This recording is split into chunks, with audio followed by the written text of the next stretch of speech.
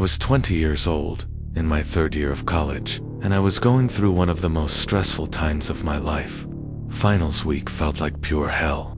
I'd been staying up night after night, cramming pages of biology notes, equations, and endless details into my exhausted brain. My body was running on fumes. My head felt like it was filled with fog, but I kept pushing myself, refusing to stop. And then, on the night before my last exam, I collapsed onto my bed like a corpse. When I opened my eyes, I was in my room. The dim glow of my desk lamp threw long shadows across the walls. Everything looked familiar, yet something felt wrong. It was as if a thin veil of haze covered the air. I realized I was awake. My senses were sharp. I could see, I could hear, but when I tried to move, nothing happened. My arms were heavy, my chest frozen, my throat locked tight. The only thing I could control were my eyes, darting desperately around the room. That's when I saw her. At the foot of my bed stood a figure, tall, thin, dressed in a long black gown that brushed against the floor. She stood so still that I couldn't tell if she was breathing. My heart slammed in my chest. I wanted to scream, to call out for my mother, but my voice was trapped, leaking, only as a faint hiss. The figure began to move. Her steps were slow, deliberate, yet soundless, as if she were gliding across the floor rather than walking. When she reached my bedside, I caught a whiff of something so achingly familiar, a faint, floral scent, the same perfume my mother used to wear. Her hand rose. Ice-cold fingers pressed gently against my forehead, and in that moment, the darkness gave way to her face. It was my mother. Tears welled in my eyes. My mother, who had died less than 3 weeks earlier, was now kneeling beside me. Her expression wasn't angry, wasn't even sad. It was calm, unreadable. Her eyes searching mine as though she wanted to tell me something, but couldn't. I sobbed, trying to speak, trying to tell her how much I missed her, but my mouth wouldn't open. My body betrayed me, leaving me imprisoned. In silence, for what felt like an eternity, she just watched me. And then, without a word, she stood, turned, and walked toward the door. Her silhouette grew fainter and fainter until she was gone, swallowed by the shadows of the hallway. Suddenly, my chest loosened. My arms flung forward on their own, and I sat up with a scream. "Mom, Mom." I stumbled out of my bed, sprinted down the hallway, yelling her name at the top of my lungs. A door burst open, and my father rushed out, his face pale with worry. He pulled me into his arms, holding me so tightly I could barely breathe. His voice shook as he whispered, "I miss her too. Every single day." I froze in his embrace, trembling, tears streaming down my face. I couldn't tell him what I had just seen, what I had just felt, because it hadn't felt like a dream. It hadn't felt like stress, or exhaustion, or some random hallucination. The chill of her hand on my forehead, the weight of her gaze, all of it was real. Too real. I didn't sleep again that night. I sat on my bed, knees pulled up to my chest, staring at the open doorway, waiting for her to come back. The minutes crawled by, the sky outside slowly bleeding into dawn, but she never returned. To this day, I still don't know if it was just sleep paralysis or something else. But deep down, I can't shake the feeling that my mother had truly come back, if only for a moment. Not to scare me, not to haunt me, but simply to remind me that even though she was gone, her love would never leave me.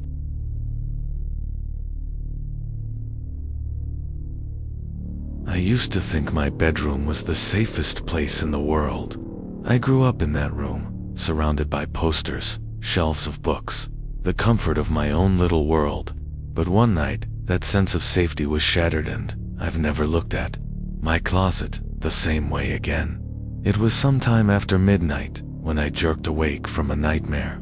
I don't remember much about the dream itself, just fragments, something chasing me, shadows closing in, the kind of terror that lingers even after you open your eyes. I blinked into the darkness of my room, trying to steady my breathing. That's when I realized something was wrong. I couldn't move. My arms lay pinned at my sides. My chest felt heavy, and when I tried to scream, nothing came out. I was completely awake, completely aware, but my body was frozen in place. Panic spread through me like wildfire. I'd heard about sleep paralysis before, but knowing the term didn't make it any less horrifying. And then the sound started. At first, it was faint, almost like the ticking of a clock. A metallic scraping sound that pulsed in a steady rhythm 3 seconds apart, repeating again and again. Tick, tick, tick. With each repetition, it grew louder. My ears throbbed with the noise until it felt like it was inside my head. I darted my eyes around the room, desperate to find the source. That's when my gaze landed on the closet. I never sleep with my closet door open, ever. But that night, somehow, it was left ajar to stay thin crack, no more than a couple of inches. My heart lurched. In the darkness between the door and the frame, I saw something. A face. At first, it was vague, distorted, as though my mind was playing tricks on me. But the longer I stared, the clearer it became. The skin was pale, stretched unnaturally tight over sharp bones. The eyes were too wide, bulging, unblinking. And the mouth, that smile, it stretched far too wide, curling up at the edges in a way no human mouth ever should. The sound, the scraping, rhythmic noise, matched the movement of its jaw. Every 3 seconds, the grin seemed to twitch wider, as if the noise itself was pulling its face apart. My chest tightened. I wanted to shut my eyes, to look away, but I couldn't. My gaze was locked with that grotesque smile, my body a prisoner in its own skin, and then the closet door moved. With a sudden, violent slam, it shut. The entire room rattled with the force of it. The sound cut off instantly. Silence pressed down on me like a weight, almost heavier than the noise had been. For a long, agonizing moment, nothing happened. Just me, lying there, gasping silently in my own head, wondering if it was gone or if it was still there, waiting behind the door. Finally, with a rush, control flooded back into my body. My chest heaved, my arms flailed as I sat bolt upright. I was drenched in sweat, trembling so hard I thought I might collapse. My first instinct was to grab the lamp on my nightstand and flood the room with light. The closet stood there, door shut tight, innocent. I forced myself to get up, every step shaky, every breath shallow. My hand hovered over the knob for what felt like forever before I finally yanked it open. Inside, nothing but clothes hanging limply, shoes scattered on the floor. But that didn't matter, because I knew what I saw. I knew what stared back at me through that crack in the dark. From that night on, I've never been able to leave my closet door even slightly open. I don't care if people laugh at me for it, because when I close my eyes, I can still see that impossible grin waiting for me in the shadows.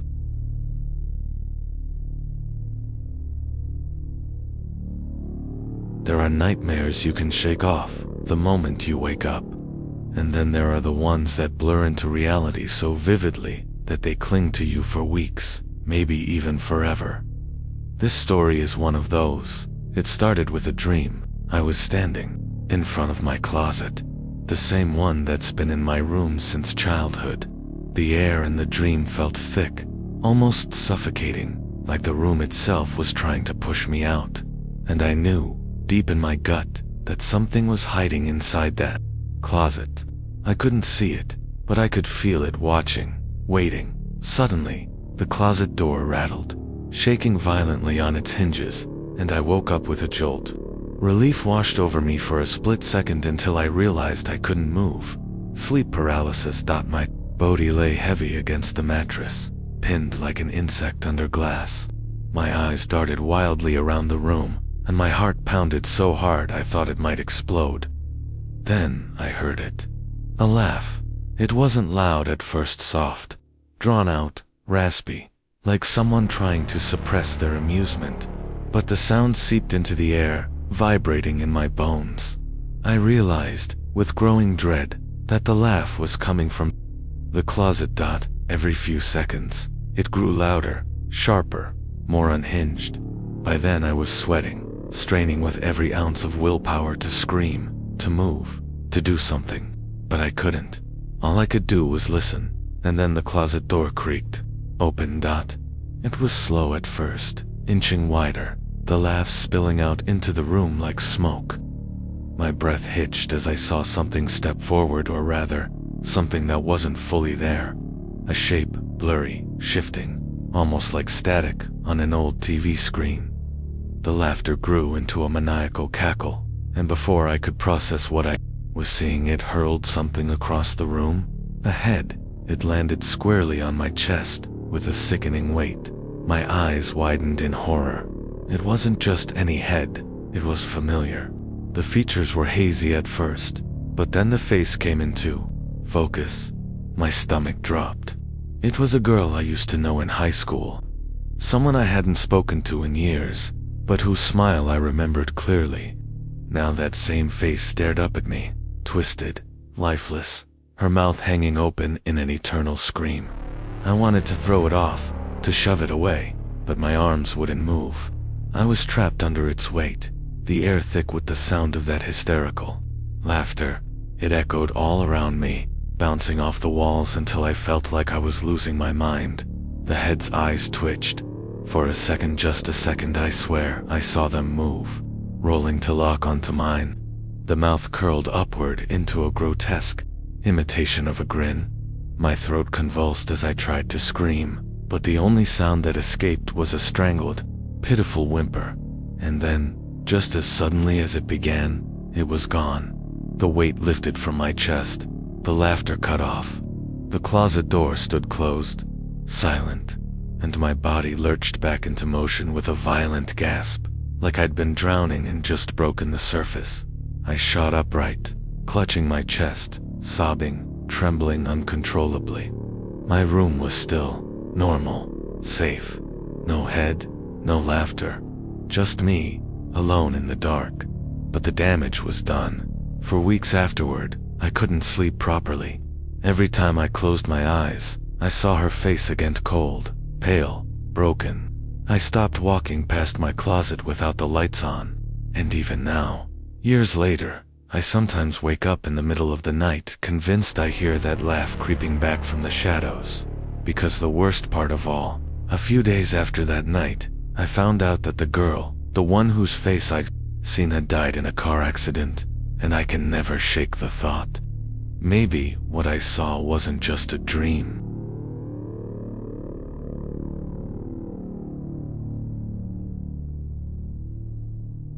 It was just before dawn, the quietest time of night, when the world feels eerily still. I stirred awake in my bed, groggy and heavy-limbed. My first instinct was to roll over, maybe grab my phone, but when I tried to move, I realized my body wasn't responding. I was wide awake, yet frozen. My chest tightened in panic. I knew what this was: sleep paralysis. It wasn't my first time, but every encounter always felt worse than the last. I tried to focus on my breathing, reminding myself it would pass. But then, the atmosphere in the room shifted. I wasn't alone. From the corner of my eye, I noticed movement at the door. Slowly, the knob turned, and the door creaked open. A shadow stretched across the floor. Then, one by one, figures stepped inside. It was my family, at least. They looked like my family. My parents, my older brother, and my younger sister. Of them entered silently, their heads lowered, their shoulders trembling. They walked closer to my bed, and I realized they were crying. But something was terribly wrong. They weren't the same size as I remembered. Each of them towered unnaturally tall, their bodies stretched like grotesque silhouettes, brushing the ceiling as they loomed over me.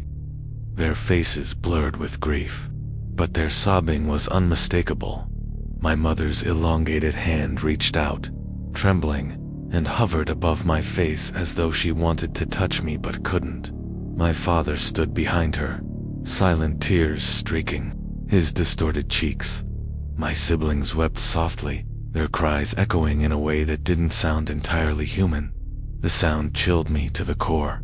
I tried to call out, to ask what was happening, to beg them to stop, but only a strained wheeze escaped my throat. The more I struggled, the more powerless I felt, pinned to the mattress under their sorrowful gazes. And then, just as suddenly as they appeared, they turned. One by one, without a word, they walked back out of the room. The door shut softly behind them. The moment they left, I jolted upright, gasping for air. My limbs were mine again. The room was empty, silent. My family was asleep down the hall, exactly where they should be. I tried to brush it off as a hallucination, a side effect of sleep paralysis, nothing more. But the image of their stretched, crying faces clung to me. It felt like a warning, like I had witnessed something I wasn't supposed to. I told myself it was over, but only days later, life proved me wrong. I was riding my motorbike home one evening when a car ran a red light. The impact was sudden, brutal. Everything went black. When I woke again, I was in a hospital bed. My body was battered, tubes and wires hooked into me. I could barely move, my voice reduced to a whisper. And then, as my blurry eyes adjusted to the sterile room, I saw them, my family, my mother, clutching my hand, my father's arm around her shoulders, my brother and sister standing at the foot of the bed. They were crying in the exact same way I had seen in that nightmare. Only this time, they weren't giants. They weren't distorted. They were real, flesh and blood. Their tears fell onto my sheets. Their sobs filled the room, and I realized with a sickening twist in my stomach that I had already seen this moment before. The sleep paralysis hadn't just been a hallucination. It was a glimpse, a cruel preview of what was coming. Even now, I don't know what terrifies me more, the memory of their monstrous, stretched figures looming over me, or the fact that it all came true exactly as I had seen it. Maybe some visions in the dark aren't illusions. Maybe, sometimes, they're warnings.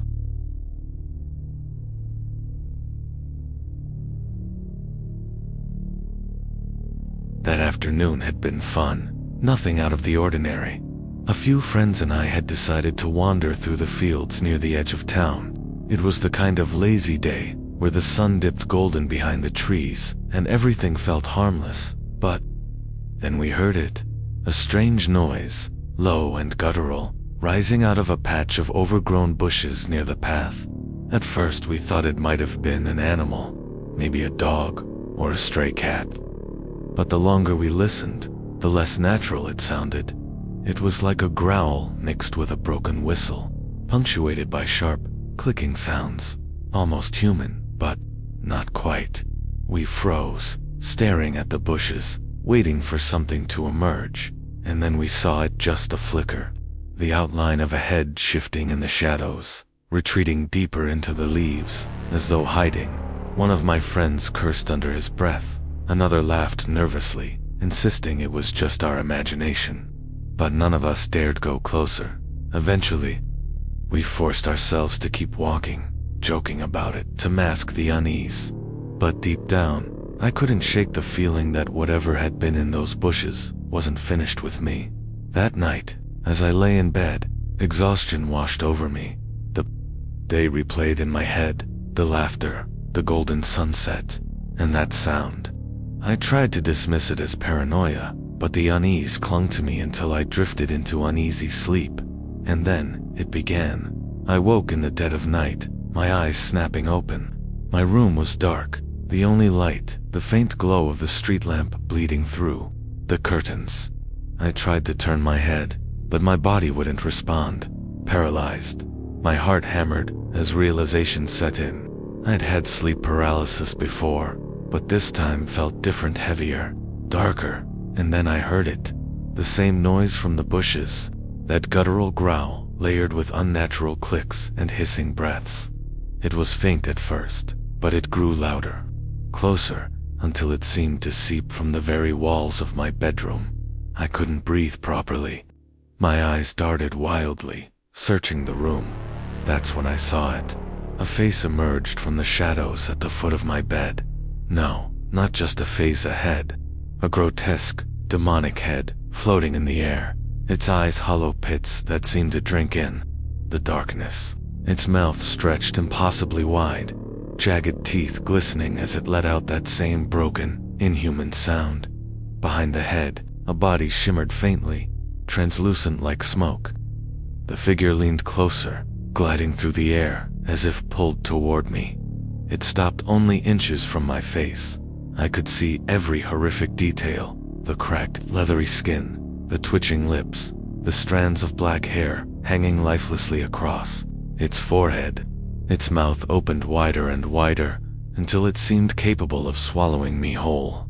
I tried to scream, to move, to do anything, but all I managed was a strangled whimper. The head lunged closer, its breath icy against my skin, and then, as it was about to touch, meat vanished. The noise stopped. In an instant, I was free. I bolted upright, gasping, fumbling for the light switch. The room flooded with pale yellow light, revealing nothing. No demon, no shadow, just my familiar, safe bedroom. But the air still felt heavy, and the memory of that sound still buzzed in my ears. I barely slept the rest of the night, and for weeks after. I couldn't walk past that patch of bushes without looking over my shoulder, because deep down, I knew it wasn't just a dream. The thing in the bushes had followed me home,